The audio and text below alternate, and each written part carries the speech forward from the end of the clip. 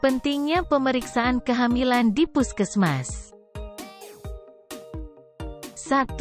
Pengukuran tinggi badan ibu dan berat badan ibu. Pengukuran tinggi badan untuk mendeteksi resiko yang dapat mempengaruhi persalinan seperti memiliki panggul sempit atau CPD apabila tinggi badan ibu kurang dari 145 cm. Pengukuran berat badan untuk menilai pertumbuhan dan perkembangan janin dalam kandungan. 2. Pemeriksaan tekanan darah ibu. Untuk menilai masalah kesehatan sejak dini. Jika tekanan darah sudah berpotensi menjadi hipertensi, yaitu jika tekanan darah lebih dari atau sama dengan 140/90 mm hidrargyrum, maka dokter dapat memberikan anjuran untuk menjaga kestabilannya. 3. Tugas menilai status gizi atau mengukur lingkar lengan atas ibu hamil.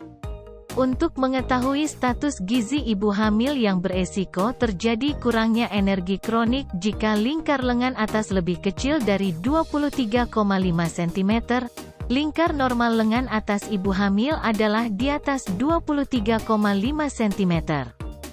4. Pengukuran tinggi fundus uteri.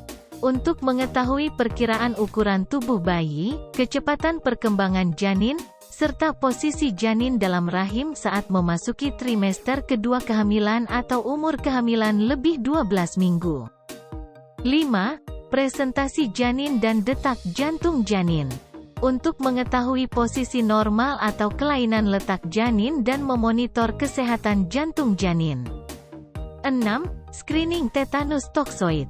Untuk mencegah tetanus toksoid pada ibu hamil sehingga ibu memiliki antitoksin tetanus dalam tubuh ibu yang akan ditransfer melalui plasenta yang akan melindungi bayi.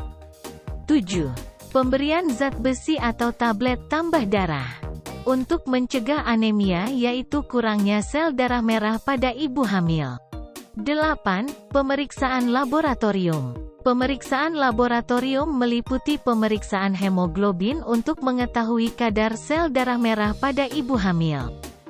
Kadar hemoglobin normal pada ibu hamil yaitu 11 gram per desiliter. Pemeriksaan protein urin untuk mengetahui ada atau tidaknya kebocoran ginjal sebagai tanda awal kenaikan tekanan darah. Pemeriksaan gula darah sewaktu atau gula darah puasa untuk mengurangi resiko atau komplikasi yang mungkin terjadi pada ibu maupun bayi. Pemeriksaan screening HIV untuk mengetahui secara dini apakah ibu terinfeksi HIV sehingga dapat menurunkan resiko penularan HIV dari ibu ke janin serta memilih proses persalinan yang tepat. Pemeriksaan screening sifilis atau IMS untuk mengetahui sedini mungkin jika ibu hamil terinfeksi sifilis agar segera mendapatkan perawatan yang tepat. Dan dapat mencegah resiko kecacatan atau kematian pada bayi. Pemeriksaan screening hepatitis B surface antigen pada ibu hamil untuk mencegah terjadinya penularan hepatitis B dari ibu ke bayi yang akan dilahirkan. Pemeriksaan golongan darah pada ibu hamil untuk mengetahui golongan darah ibu dan mempersiapkan calon pendonor darah bila sewaktu-waktu diperlukan. Apabila terjadi situasi kegawat daruratan perdarahan pada ibu. 9. Tata laksana kasus. Bila petugas menemukan kasus pada ibu hamil akan segera dirujuk atau ditindaklanjuti. Contohnya anemia, kurang energi kronis, atau hipertensi, maka akan dirujuk ke ruang gizi dan ruang periksa umum agar segera dapat ditindaklanjuti sesuai kasus. 10. Temu wicara atau konseling. Untuk menjelaskan pada ibu hamil hasil dari pemeriksaan dan mengingatkan kembali pada ibu hamil waktu periksa atau kontrol berikutnya.